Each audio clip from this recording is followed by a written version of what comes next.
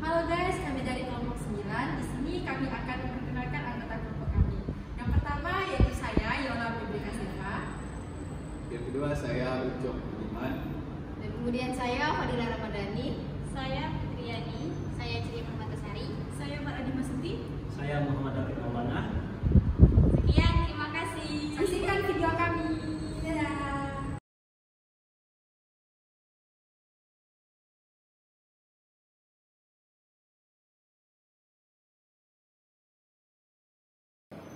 Oh Mar, jadi nak kita nyatukan jawaban tugas kita nih tentang rhabdomyosarcoma.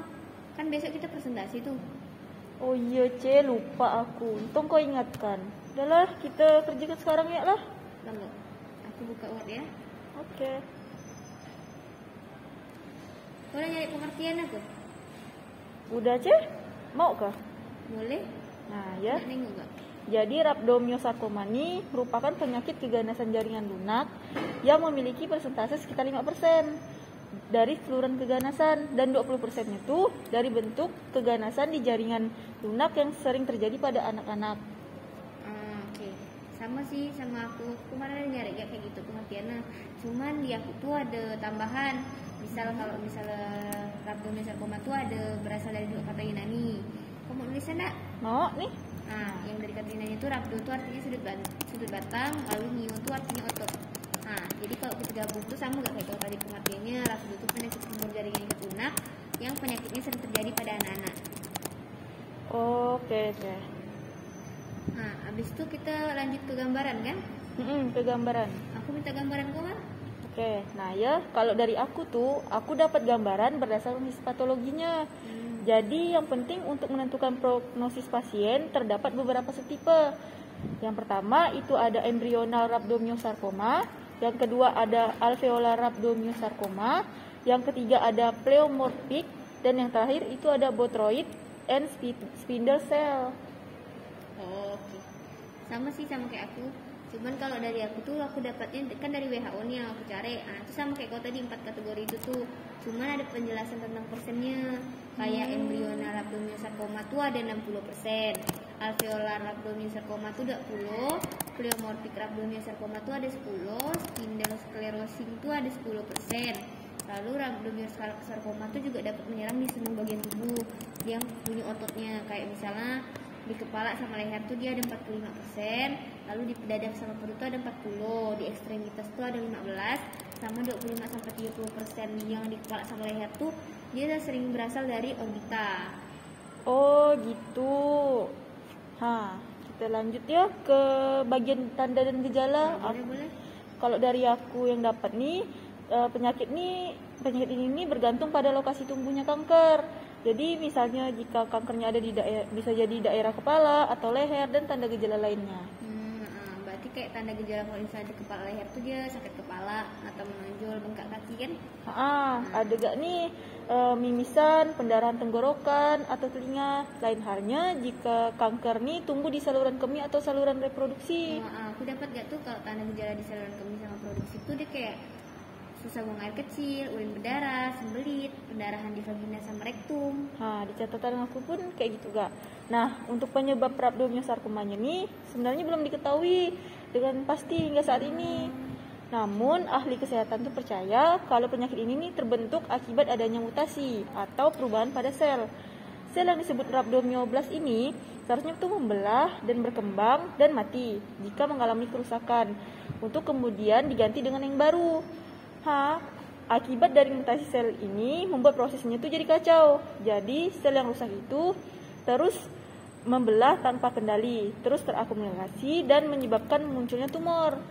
Dalam jangka waktu tertentu, sel tersebut tuh bisa menyebar dan merusak jaringan maupun organ sehat di sekitarnya. Oke. Boleh ya? Oke. Nah, kalau aku pun dapat itu gak sih? Tapi kalau aku juga nambah sama cari resikonya. Nah, kalau resiko rhabdomyosarcoma tuh lebih tinggi katanya daripada anak-anak daripada kerabat darah. Kayak misalnya tuh dia tuh sering terjadi tuh pada yang keturunan, kayak orang tua, saudara kandung. Jadi kayak yang punya keturunan dari penyakit rhabdo ini bakal nurun ke anaknya. Terus rhabdo ini juga sering dikaitkan sama sindrom-sindrom genetik kalau misalnya diturunkan dari orang tua ke anak, kayak sindrom neofibromatosis. lalu sindrom Noonan, sindrom Lefromi, sindrom Becker-Wiedemann, sama sindrom Costello. Oh, oke C. Bentar lo ya, aku catat lo ya. Sindrom Costello mas.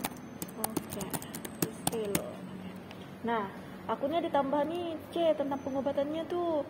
Jadi untuk pengobatannya tuh kita tuh bisa lewat operasi, kemoterapi, terus dan terapi radiasi. Oke. Aku tambahkan pengobatan. Oke lah. Nah, udah berarti kita tadi udah dapatin pengertian, gambaran, tanda gejala, penyebab, lalu resiko Dan pengobatan. terus pengobatannya pun itu udah kan. Berarti itu ya kan. Itu ya sih C. Nah udahlah kalau gitu aku mau istirahat, nanti malam aku yang bikin PPT lah. Oke C, semangat. Sip lah. Oke guys, gimana video tadi? Sudah paham kan kalian mengenai apa itu rhabdomyosarcoma? Nah, dari video tadi kami menyimpulkan bahwa rhabdomyosarcoma ini adalah tumor jaringan ikat lunak yang sering terjadi pada anak-anak. Nah, rhabdomyosarcoma ini juga sering terjadi pada seluruh bagian tubuh yang memiliki otot seperti kepala dan leher itu 45%, sedangkan dada dan perut itu 15%. Apabila kanker tumbuh di kepala dan leher, yaitu tanda dan gejalanya seperti mata membengkak serta mimisan. Sedangkan lokasi tumornya yaitu muncul di bagian lengan dan kaki yang akan menimbulkan tanda dan gejala pembengkakan lengan dan kaki yang terasa sakit di bagian yang terkena. Sedangkan penyakit tersebut belum diketahui secara pasti. Namun penyakit ini sudah terbentuk adanya mutase atau perubahan pada sel. Rhabdomyosarcoma sering terjadi pada anak-anak dan bisa juga terkena pada orang yang memiliki kerabat darah, contohnya pada orang tua, saudara, dan orang yang terkena kanker. Namun penyakit ini memiliki komplikasi yang metastastis dan ada beberapa faktor yang meningkatkan terkena penyakit tersebut. Dan ada pula faktor yang dapat meningkatkan resiko rhabdomyosarcoma ini, yaitu yang pertama, anak berjenis kelamin laki-laki berusia 10 tahun dengan riwayat dalam keluarga, terpapar radiasi sejak dalam kandungan dan memiliki ibu dengan riwayat mengonsumsi narkoba dan kecanduan alkohol. Oke, selanjutnya kita ke pengkajian. Di pengkajian fisik yang pertama bagian kepala dan leher. Untuk di kepala, untuk inspeksinya terdapat bengkak dan palpasinya terdapat benjolan. Sedangkan di muka untuk inspeksinya tidak simetris karena kulit berwarna kemerahan.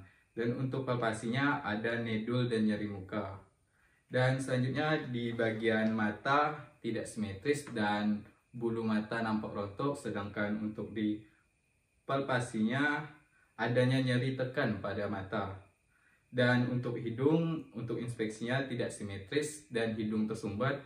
Dan untuk palpasi ada nodul yang lebih dari 1 cm yang berisi pus. Sedangkan di leher, inspeksi terdapat pembesaran pada daerah kelenjar tiroid. Dan untuk palpasinya tekstur kasar pada kulit. Selanjutnya di bagian dada, inspeksinya bengkak dan adanya lesi kulit. Untuk palpasi ada massa pada dada. Selanjutnya kita masuk ke ekstremitas. Di infeksinya ada lesi dan berwarna kemerahan. Dan untuk palpasinya berupa benjolan dengan tanpa rasa sakit. Selanjutnya kita ke genitalia. Di genitalia inspeksinya lesi pada vagina dan palpasinya ada benjolan pada sekitar kemaluan. Nah, setelah ke pengkajian kita masuk ke diagnosa. Di sini terdapat 5 diagnosa. Yang pertama, bersihan jalan nafas tidak efektif. Selanjutnya, pola nafas tidak efektif. Dan selanjutnya, gangguan perfusi pada cairan cerebral. Dan selanjutnya, resiko kekurangan cairan. Dan selanjutnya, ada gangguan mobilitas fisik. Sekian dari saya dan selanjutnya kita masuk ke bagian intervensi. Di intervensi bisa kita lihat dari foto-foto yang ada tertera di video. Salah. Oke, selanjutnya kita ke diagnosa. Setelah di pengkajian terdapat 5 diagnosa. Yang pertama ada bersihan jalan nafas tidak efektif. Yang kedua pola nafas tidak efektif. Yang ketiga gangguan perfusi jaringan cerebral, yang keempat resiko kekurangan cairan, dan yang kelima gangguan mobilitas fisik.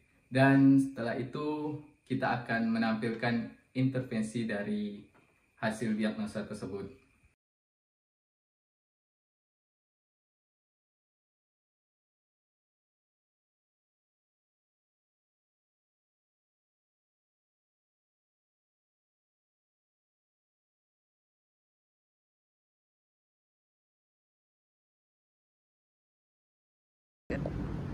Sekian dari video kami. Mohon maaf bila ada salah kata maupun perbuatan. Semoga bermanfaat.